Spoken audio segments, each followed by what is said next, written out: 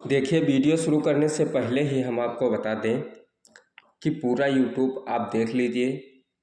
आपको नोट्स बना करके कोई पढ़ाने वाला आपको नहीं मिलेगा। और हम नोट्स बनाकर इसलिए पढ़ा रहे हैं कि आप खुद समझ सकें कि किस राइटिंग में और किस तरह का लेख लिखना है, जिससे एग्जामिनर आपको पूरे के पूरे नंबर दे। देखिए, हिंदी में राइटिंग और लेख बहुत अनिवार्य होता है, इसी के हिसाब से आपको एग्जामिनर नंबर देता है।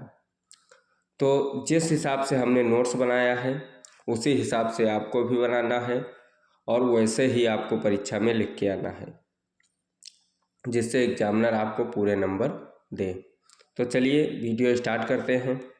उससे पहले आपकी एक से रिक्वेस्ट है, यदि हिंदी पूरी आप अच्छी तरह से पढ़ना चाहते हैं तो हमारे चैनल को सब्सक्राइब कर लें, क्योंकि हम आपको नोट्स बना करके खुद आपको देंगे कि आपको ऐसे लिखना है और इस हिसाब से एग्जामिनर आपके लेख पर विशेष नंबर देने की कोशिश करेगा।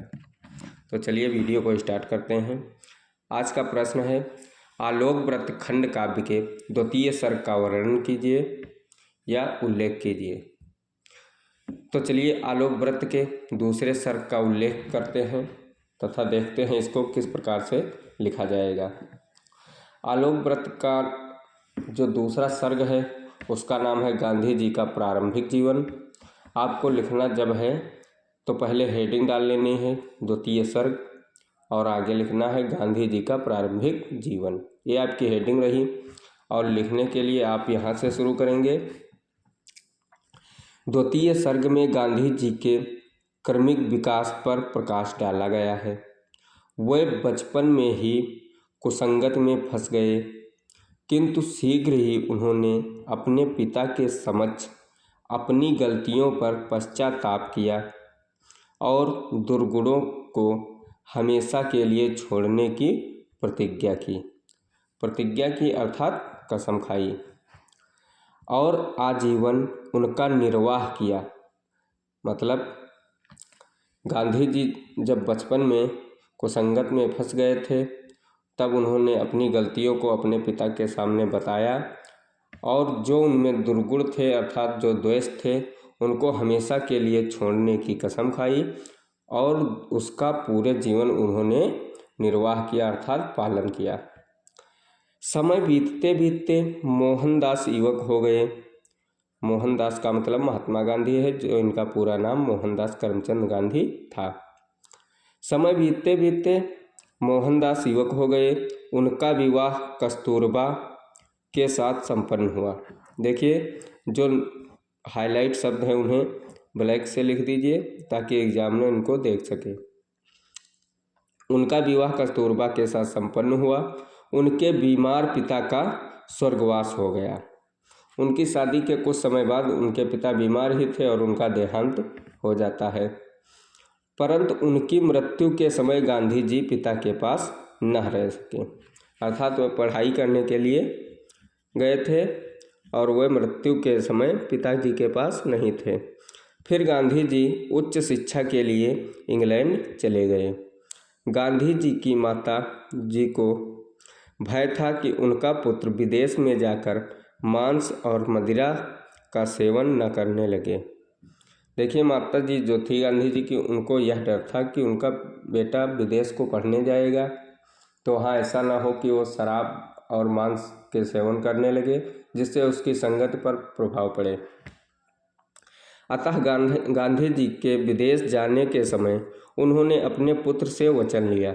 जब उनकी माता ने वचन लिया तो उसका कोटेशन कुछ इस प्रकार है। देखिए, जब आप उत्तर पुस्तिका लिख रहे हों तो वहाँ पर आप जब कोटेशन लिखेंगे तो एग्जामिनर का फोकस आपके लेख पर जाएगा और वह उसे समझ में आएगा कि इन्होंने अच्छा लिखा है और कोटेशन लिखने से आपके नंबर बढ़ भी जाएंगे।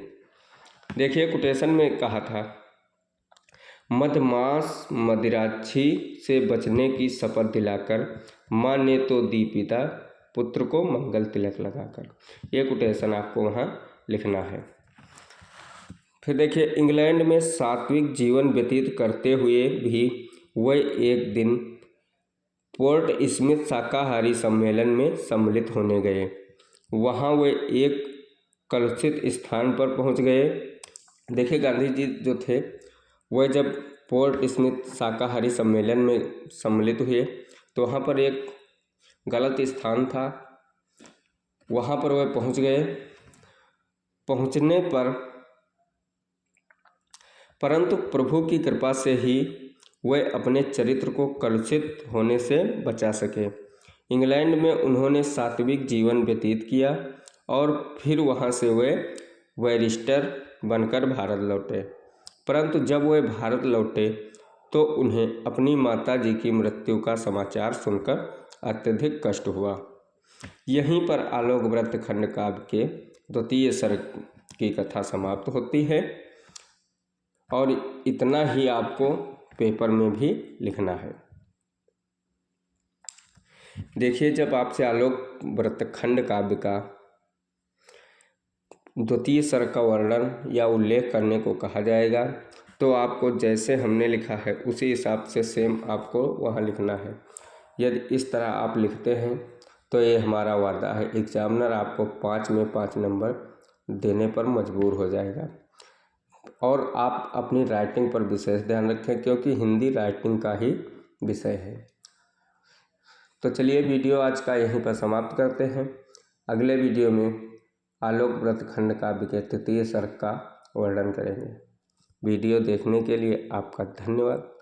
यदि आपको क्लास अच्छी लगी हो तो हमारे चैनल को सब्सक्राइब कर लें और इस वीडियो को अपने दोस्तों में शेयर ज़रूर करें जिससे उनको भी पढ़ाई में कुछ मदद मिल सके।